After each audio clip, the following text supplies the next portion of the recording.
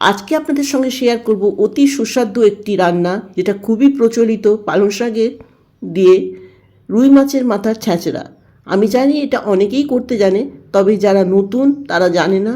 আর আমি কিভাবে বানাই সেই রান্নাটা আজকে আপনাদের সঙ্গে শেয়ার করছি। পুরোটা দেখার অনুরোধ রইল। দারুণ স্বাদের এই রান্নাটা কিন্তু গরম ভাতের সঙ্গে খেতে অসাধারণ লাগে। এখানে আমি রুই মাছের মাথা নিয়েছি, পরিষ্কার করে ধুয়ে নুন হলুদ মাখিয়ে আমি 15 মিনিট রেখে দিয়েছিলাম। এরপর তেলটাকে ভালো করে গরম করে সর্ষের তেল রুই মাছের মাথাটা উল্টে পাল্টে লাল করে ভেজে তুলে নেব। মাছের মাথাটা কিন্তু লাল করে ভেজে নিতে হবে, আমি আবারও বললাম। ভালো করে ভাজাটা সবথেকে প্রয়োজন। বেশ লাল হয়ে গেছে, দুপিঠ আমি লাল করে ভেজে নিয়েছি। এদিকে আমি মূলো, বেগুন আর আলু দুটোই কেটে নিয়ে রেখেছি। মূলো একটু বেশি মাত্রা দিয়েছি, বেগুন আর আলু। এখানে আপনারা চাইলে কুমড়োও দিতে পারেন, তবে আমি কুমড়ো দিইনি। কুমড়ো ব্যবহার না করেই এই রান্নাটা করে দেখুন, অসাধারণ লাগে।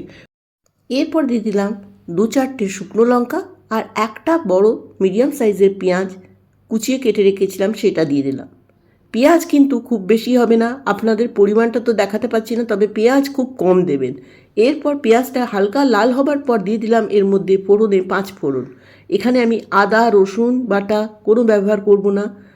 কম মশলায় যে রান্না এত সুস্বাদু হয় সেটাই আপনাদেরকে বলতে চাইছি। এরপর দিয়ে দিলাম আলু, বেগুন, মূলো কেটে রেখেছিলাম, সেগুলো ধুয়ে আমি দিয়ে দিলাম লঙ্কার গুঁড়ো আর হলুদ গুঁড়ো। এই দুটো মশলার কিন্তু পরিমাণটা একটু বেশি থাকবে এই রান্নাতে। দিয়ে দিলাম স্বাদ মতো নুন, দিয়ে দিলাম 2-4টে তেজপাতা। আপনারা দেখেছিলেন আমি তেজপাতার ব্যবহারটা পরে করি। তেজপাতার যে একটা গন্ধ, সেটা যদি তেলের মধ্যে এসে যায় সেই রান্নাটার কিন্তু স্বাদটাকে কিন্তু বেস্বাদ করে দেয়, সেই জন্য আমি তেজপাতাটা পরেই দিই। এরপর আমি পালং শাক ধুয়ে কেটে রেখেছিলাম। পালং শাক কিন্তু এখানে খুব কুচোতে হবে না, একটু বড় মিডিয়াম সাইজেই রাখবেন, কাটবেন যখন। পালং শাক খুব কম সময়েই গলে যায়। পালং শাকটাকে দিয়ে কিন্তু আমি 10 মিনিট ছেড়ে দিয়েছিলাম, একদম ফ্লেমটাকে হাই রেখে। পালং শাকটা অনেকটা নরম হয়ে গেছে, কড়াইটা বেশ কমে গেছিলো। তারপর আমি এটাকে নাড়লাম ভালো করে। দেখুন কতটা জল বেরিয়েছে। আমি কিন্তু ঢাকবো না, এই না ঢেকেই রান্নাটা হয়ে যাবে। আর এখানে আমি কোনো জিরে গুঁড়ো, ধনে গুঁড়ো, গরম মশলা গুঁড়ো কোনো মশলাই ব্যবহার করব না। ঠিক এইভাবে করে দেখুন। কম মশলায় রান্না কিন্তু অতি সুস্বাদু হয়। আমরা ভাবি মশলা দিলেই যে রান্না ভালো হবে, এটা কিন্তু কোনো যুক্তিসঙ্গত না।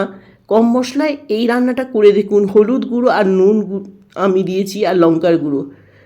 দারুণ স্বাদের এই রান্নাটা গরম ভাতের সঙ্গে খেতে অসাধারণ লাগে। এরপর মাছের মাথাটা দিয়ে দিলাম। মাছের মাথাটা দেবার পর আমি নাড়াচাড়া করব।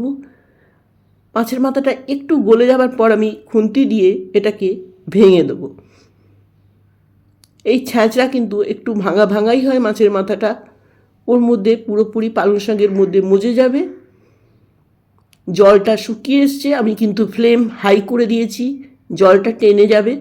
পালং শাক থেকে প্রচুর জল বেরোয়। এরপর দিয়ে দিলাম কয়েকটা কাঁচা লঙ্কা আর দেবো এখানে সর্ষে, পোস্ত আর কাঁচা লঙ্কা আমি একসঙ্গে পিষে রেখেছিলাম, সেটা 1 চামচ। আপনারা দেখতে পারলেন যে আমি কতটুকু দিয়েছি, ব্যাস ওইটুকুই দেবেন, এর থেকে বেশি দেবেন না। এরপর টেস্টটাকে ব্যালেন্স করার জন্য অবশ্যই একটু চিনি দিতে হবে। এরপর উপর থেকে একটু কাঁচা সর্ষের তেল। আপনাদের কেমন লাগলো দেখুন এই রান্নাটা। আপনারা হয়তো ইউটিউবে অনেকেই রান্না দেখেছেন, একদমই আলাদা।